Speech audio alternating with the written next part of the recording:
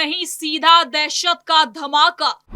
शहाबुद्दीन की छाया, बेटा उसामा बड़े बवाल में फंसा। नमस्कार, आप देख रहे हैं कैपिटल टीवी बिहार। मैं हूं आपके साथ सृष्टि शाह। सिवान की जमीन एक बार फिर उसी दहशत की गूंज में डूब गई है जिसकी पहचान कभी मोहम्मद शहाबुद्दीन की दबंगई और खौफ से जुड़ी रहती थी। रविवार की शाम मामूली रोड रेज से शुरू हुआ विवाद पथराव, फायरिंग और पुलिस पर हमले तक पहुंच गया। लेकिन असली तूफान तब उठा जब कुख्यात चंदन सिंह ने सीधे सीधे गठजोड़ और हत्या की साजिश का आरोप आरजेडी विधायक उसामा साहब पर ठोक दिया। शहाबुद्दीन का नाम चाहे अब इतिहास में दर्ज हो चुका हो, लेकिन उनके बेटे का नाम आते ही सिवान की राजनीति में वही पुराना आतंक और शक्ति संतुलन का खेल फिर जिंदा हो जाता है। इस मामले के बाद आरजेडी एक बार फिर नई मुसीबत में घिरती दिख रही है। एक तरफ भीड़ के जरिए हिंसा, स्कॉर्पियो पर हमला और पुलिस पर पथराव, दूसरी तरफ उसामा साहब पर संगीन आरोप। ये पूरा मामला पार्टी की छवि के लिए बड़ा झटका बन सकता है। चुनावी साल में जब आरजेडी खुद नई पीढ़ी का साफ सुथरा नेतृत्व बताने की कोशिश कर रही है, ऐसे में शहाबुद्दीन की विरासत से जुड़े विवादों का फिर से उभर जाना पार्टी को राजनीतिक तौर पर गहरे संकट में धकेल सकता है। सिवान की राजनीति एक बार फिर उबल रही है और ये आग पटना तक जरूर पहुंचेगी। तो चलिए जरा विस्तार से जानते हैं क्या है ये पूरी खबर।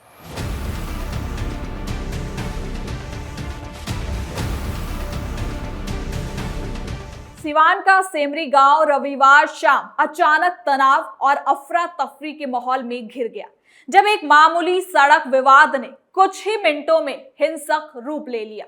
आमतौर पर शांत रहने वाला ये इलाका उस समय रणक्षेत्र में बदल गया जब एक बैटरी ऑटो ड्राइवर और स्कॉर्पियो सवार के बीच हुई बहस, पथराव, फायरिंग और पुलिस पर हमले तक पहुंच गई। घटना इतनी तेजी से बदली कि स्थानीय प्रशासन को आसपास के कई थानों की पुलिस बुलानी पड़ी। इस पूरे मामले में न केवल भीड़ के जरिए किया गया उपद्रव शामिल है, बल्कि ये मामला अब एक कदम आगे बढ़ते हुए राजनीतिक हलकों में भी हलचल पैदा कर चुका है, क्योंकि एक एफआईआर में सीधे सीधे रघुनाथपुर विधायक पर हत्या की साजिश रचने का आरोप लगाया गया है।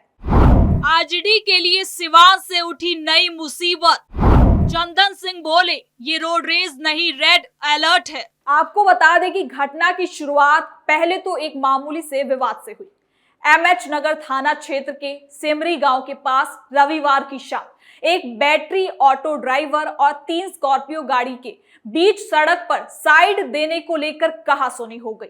वहां मौजूद लोगों के मुताबिक ऑटो चालक ने बताया कि वो एक तरीके से सड़क पर चल रहा था, तभी पीछे से तेज रफ्तार में आ रही स्कॉर्पियो ने हॉर्न बजाते हुए साइड देने का दबाव बनाया। जगह कम होने की वजह से दोनों वाहनों में बीच में हल्की सी टक्कर हो जाती है। इसके बाद दोनों ओर से गाली गलौज शुरू हो गई और देखते ही देखते मामला मारपीट तक पहुंच गया। आसपास के ग्रामीणों ने जब इस मामले को शांत कराने की कोशिश की, लेकिन तब तक 2-3 और स्कॉर्पियो आ चुकी थी, जिसके बाद ये मामला और ज्यादा बिगड़ गया। ये विवाद केवल ऑटो चालक और स्कॉर्पियो सवार तक सीमित नहीं रहा। जैसे जैसे खबर फैली, स्थानीय लोग भी बड़ी संख्या में वहां इकट्ठा होने लगे। ग्रामीणों का कहना था कि स्कॉर्पियो सवार ने पहले ऑटो चालक से मारपीट की, जिसके बाद गांव वालों में गुस्सा बढ़ गया और दोनों पक्षों में हाथापाई शुरू हो गई। विवाद बढ़ने पर भीड़ ने स्कॉर्पियो गाड़ियों पर ईंट पत्थर चलाने शुरू कर दिए। कुछ ही मिनटों में तीनों गाड़ियां बुरी तरह से क्षतिग्रस्त हो गई। कई लोग घायल हो गए और माहौल अराजक से भर उठा। इसी दौरान किसी ने पुलिस को सूचना दी और एमएच नगर थाना की दरोगा मधुरिमा मनीष पुलिस बल के साथ मौके पर पहुंची। पुलिस के पहुंचते ही भीड़ और ज्यादा भड़क उठी। पुलिस के मुताबिक भीड़ में मौजूद कुछ लोगों ने तो पुलिस पर ही हमला और पथराव शुरू कर दिया। इस हमले में एक होमगार्ड कमलेश प्रसाद गंभीर रूप से घायल हो गए। पुलिस को कई बार चेतावनी देनी पड़ी और हालात को काबू करते हुए बेकाबू देखते हुए उन्होंने कई अतिरिक्त पुलिस बल को भी मौके पर बुला लिया। ग्रामीणों में फैले तनाव और हिंसा के चलते कुछ देर तक पूरा इलाका दहशत भरा रहा। आपको बता दें कि स्थिति इतनी तेजी से बदल रही थी कि पुलिस को सबसे पहले स्कॉर्पियो सवार लोगों को वहां से सुरक्षित निकालकर थाने ले जाना पड़ा। इस दौरान भी कुछ लोग उग्र थे और पुलिस की गाड़ी पर भी कदम कदम पर पथराव करने की कोशिश कर रहे थे। बाद में पुलिस ने भीड़ को तितर-बितर किया और मामला काबू में लाया। हालांकि तब तक हालात पूरी तरह से बिगड़ चुके थे और घटना सिर्फ सड़क विवाद तक सीमित नहीं रह गई थी। तो वही घटना के शांत होने के बाद जब पुलिस ने अलग अलग पक्षों से बयान लेना शुरू किया, तब इस मामले का सबसे बड़ा मोड़ सामने आया है। सबसे पहले ऑटो ड्राइवर ने एफआईआर दर्ज कराई। अपनी शिकायत में ड्राइवर ने कहा कि स्कॉर्पियो सवार लोगों ने न सिर्फ मारपीट की बल्कि फायरिंग भी की है। उन्होंने कुछ नाम बताए और कहा कि उन पर जान से मारने की वो नियत से आए थे और इसीलिए उस पर हमला किया था। दूसरी तरफ एफआईआर कुख्यात चंदन सिंह ने दर्ज कराई है। चंदन सिंह ने दावा किया है कि रविवार की शाम वो एक कार्यक्रम से लौट रहे थे और तभी उन पर जानलेवा हमला हुआ है। उनकी एफआईआर इस पूरे मामले को राजनीतिक रूप से संवेदनशील बना देती है। उन्होंने सीधे सीधे कहा है कि यह हमला संयोग नहीं बल्कि प्री प्लान्ड साजिश का हिस्सा था। चंदन सिंह ने गंभीर आरोप लगाते हुए कहा कि इस हमले के पीछे आरजेडी के रघुनाथपुर से विधायक ओसामा साहब का ही हाथ है। उनके मुताबिक विधायक और उनके करीबी डबलू खान ने उनकी हत्या करवाने की ये पूरी प्लानिंग बनाई थी और सड़क विवाद उसी योजना का एक छोटा सा हिस्सा था। ये शिकायत दर्ज होते ही ये पता चलता है कि पुलिस मामले को एक दूसरे नजरिए से भी देखने लगी है, क्योंकि ओसामा साहब सिवान के पूर्व सांसद और चर्चित बाहुबली नेता मोहम्मद साबुद्दीन के बेटे हैं। तो ऐसे में उनका नाम आते ही राजनीतिक माहौल गर्म हो गया है। चंदन सिंह की ओर से लगाए गए आरोप अब सिर्फ एक हिंसक झड़प के दायरे से निकलकर जिले की राजनीति तक पहुंच चुका है। हालांकि अभी तक ओसामा साहब की ओर से इस पर कोई बयान नहीं आया है, मगर इस मामले पर सबकी नजर टिकी हुई है। तो वही तीसरी एफआईआर पुलिस ने खुद दर्ज की है।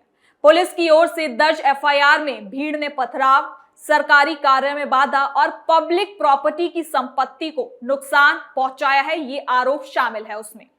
पुलिस ने कई अज्ञात व्यक्तियों के खिलाफ मामले दर्ज करते हुए कहा कि घटना के सभी वीडियो फुटेज और मोबाइल रिकॉर्डिंग जुटाई जा रही है। एसपी पूरन कुमार झा ने कहा कि यह मामला 3 अलग अलग दिशाओं में जांच से जुड़ा हुआ है।